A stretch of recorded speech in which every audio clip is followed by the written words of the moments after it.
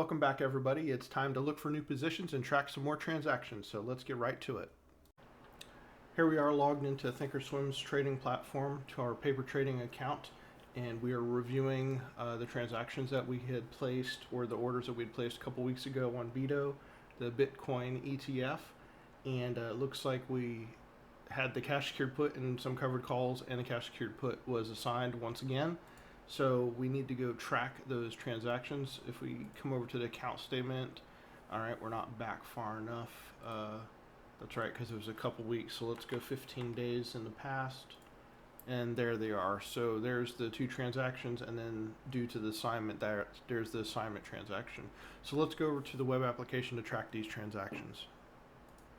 Here we are logged into the web application, myatmm.com. We're setting on the dashboard. We need to come over to the cost basis screen, make sure BITO is selected. That's the only stock we have in the system currently, so it's only one in the drop down. And we need to get the thinkorswim transactions up on the screen, so let's do that right now. There we go. And let's clean that up just a little bit. There we go. And also I want to filter these transactions, so you can go to the transactions filter, and we're going to get rid of the start of day balances. So there we go. That'll put all the relevant transactions and consolidate that so it's easier to look at. All right. So the first things first, we have this cash secured put. So we need to put a new position on the board. The date for that was July 22nd. So let's come over here to the date picker. Select July 22nd. It was a sell to open. It was a put. It was one contract. The expiration was this past Friday, August 2nd. The strike price was $23.50, and we received $1.90 for that. So click on save. That'll move it into the puts group and also give us this proposed transaction down here, $190.65 in commissions and 2 cents for the miscellaneous fees. Press this helper function to pre-calculate it down here, and then we can click save, and that'll add it to our permanent transaction history. Then we also sold a covered call.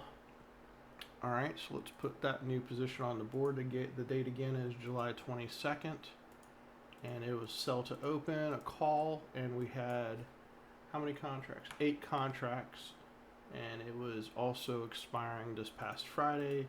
The strike on that was $28.50, and we received 14 cents for that. Click save. That'll move it into the calls group right here. And then, so it's 112, the commission fees $5.20, and then the fees is 6 cents. So click that helper to pre-calculate it once again, and click save to save it to the permanent transaction history. All right, and then also the cash secured put did expire in the money. So it expired and got assigned.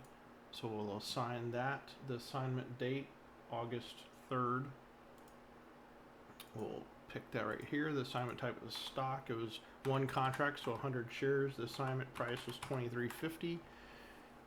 And one thing to note, when we do this and add it to the transactions, it will pull down our overall cost basis. So right now the cost basis is setting at $28.31.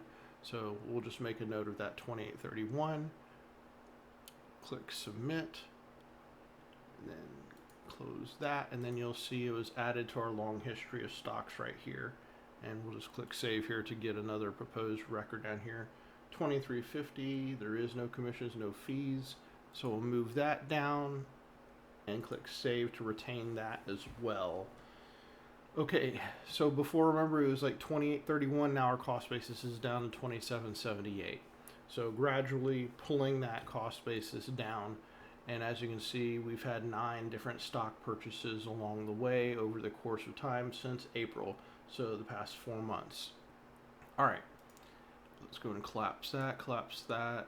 And also this covered call expired out of the money, so we can go ahead and it expired worthless, so that was $112 we just pocketed. So just get rid of that. And now we're back to square one with our stock purchases, and overall through the past 4 months we have bought 900 shares of BITO. It's cost us a total of 25 grand. As you can see, the current stock value based off the last trading price is 18,315, so we have an unrealized loss of 66.85, and we have collected 24.49 in premiums over this duration. So that brings our cost basis to 27.78. Our cost basis with premium is setting at 25. So clearly we're a little bit above the last price, so we are overall net negative. So we're done with the Thinkorswim transactions. Let's take that off the screen, and what we need to do next is go over to Thinkorswim, look for some more covered call positions, and then also another cash secured put at the money to keep on playing this wheel strategy continuously. So let's go do that right now. All right, so here we are back over on Thinkorswim. Let's get the cost basis up on the screen. There we go. All right, and we need to come over to the Analyze tab. And something else I like to do is just look at the chart just to get a bird's eye view of what it's been doing over the past year. And so if we go a year daily, this is what it's done. The overall yearly low was 12.79, the high was 33.79, and then these are all the times we've purchased it along the way. So we have been dollar cost averaging it down, and so let's go to the past 90 days. The high 28.97, the lows 19.26. We are setting at 20.35 currently, and let's just look at the last 30 days. There we go. So jumped up, low of 19, high of 24. So we're setting right here currently. All right. So first off, let's look for the covered call to put those 9 contracts on. So currently, we would need to be looking around a $28 mark. And so what I like to do is actually just filter this down. Since we're looking specifically for 28s, we can actually filter down just to see those. All right, so the upcoming weekly is setting 1 cent to 10 cents. So theoretically, we should be able to get a nickel. Granted, that is a wide spread, so I'm not quite sure on whether or not that will actually succeed or not. If we did get a nickel for it, I would do it. That makes sense to me to go ahead and do that, to go ahead and get that nickel for the week. But see, the next week is 3 cents to 5 cents, which makes me think that that one's bogus, and that's not going to work out at all, because the mark's actually less, and that just mathematically with options doesn't make sense to happen. Now this one's 2 to 14 cents. So let's just keep on going out a little bit further. 2 months out, see, we're still setting 7 cents. So it's kind of up in the air all over the place. What we would like to do is, and this is actually another kind of a way to collect more premium in the short term, because chances are low that it's going to move from $20 all the way up to our cost basis of $27.78. I mean, that's, let's see the last time it was even up there. So that's up here, 27, so 28. The last time it was at 28 was back here on May 30th. So in 5 days, is it going to move that? It could, but will it? Probably not. So something else what I was going to show you is our cost basis with premium.